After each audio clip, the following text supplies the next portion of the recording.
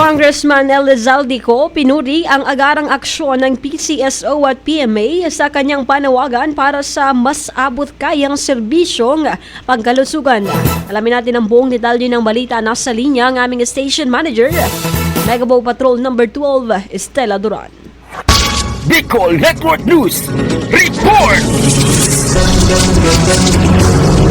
Pinuri ni Congressman Elizalde Co ang mabilis na aksyon ng Philippine Charity Sweepstakes Office o PCSO at Philippine Medical Association o PMA sa kanyang panawagan na pagbutihin ang serbisyong pangkalusugan sa bansa. Ito ay matapos niyang hilingin sa budget deliberation ng PCSO na sagutin ng ahensya ang professional fees ng mga doktor, lalo na para sa mga mahihirap na pasyente. Sa pamumuno ni PCSO General Manager Mel Robles, agad na tinugunan ng ahensya ang panawagan ni Congressman Saldi na nagpapakita ng kanilang dedikasyon sa pagtulong sa mga kapuspalad na Pilipino. Ayon kay Congressman Saldi, ang hakbang na ito ay isang patunay ng totoong malasakit ng PCSO sa mga nangangailangan. Bukod dito, pinuri rin ni Congressman Saldi si PMA President Hector Santos sa kanilang pagsang-ayon na tatanggapin ng mga miyembrong doktor ng PMA ang bayad mula sa PCSO kahit na umabot ng 30 hanggang 60 o 60 days bago ito matanggap. Dagdag pa rito,